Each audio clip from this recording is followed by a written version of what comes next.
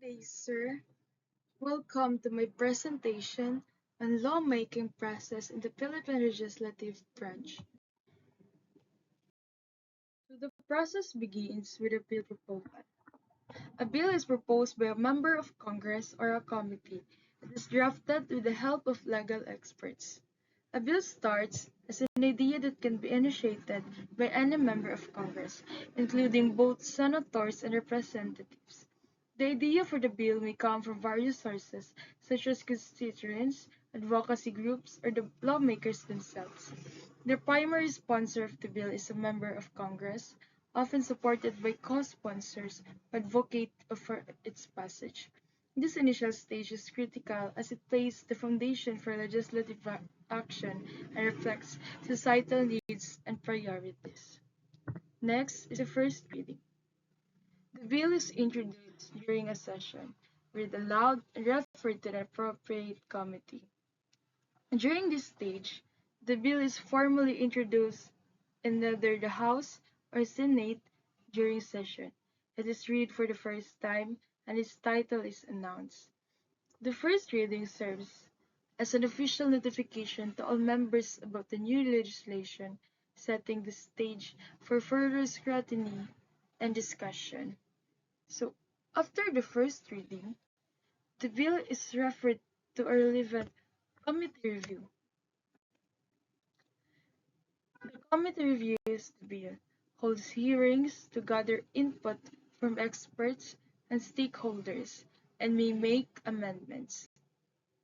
This stage is vital for further examination and discussion. Committees play a significant role in shaping legislation by suggesting amendments or recommending whether the bill should be passed or rejected. Then we move on to the second reading.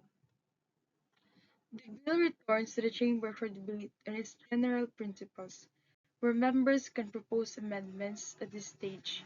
This allows lawmakers to express support or opposition to specific provisions of the bill.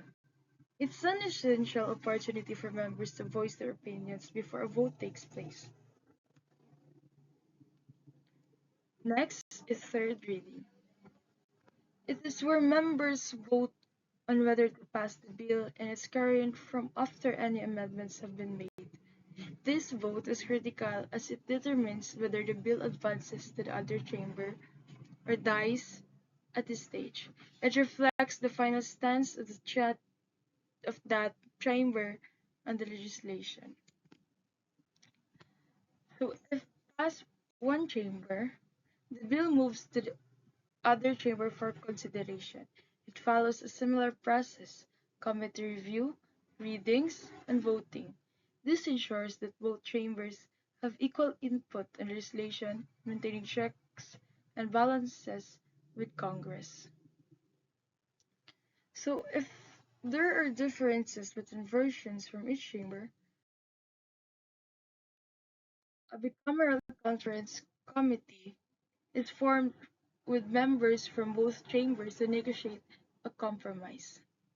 A committee reconciles differences between versions from both houses and produces a final draft.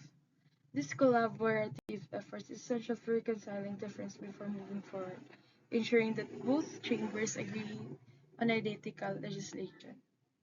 Once both chambers pass an identical version of a bill, it is sent to the President for approval. The bill is sent to the President for approval. The President can sign it into law or veto it. The President can sign it into law, veto it, or take no action. This step represents executive endorsement of legislative action. A veto can significantly alter legislative outcomes by requiring Congress to reconsider or override. And finally, after presidential approval, we reach publication and implementation. Once published in the official gazette, the bill becomes law and is implemented by relevant agencies. The law receives an official designation and is disseminated for public awareness. This marks the transition from proposal to actionable law, ensuring the laws are effectively communicated and reforms within society, directly impacting citizens' lives. And there you have it, the intricate process of how a bill becomes law in the Philippines legislative branch, from proposal to implementation. Each step plays a vital role in shaping our legal landscape. Thank you for joining me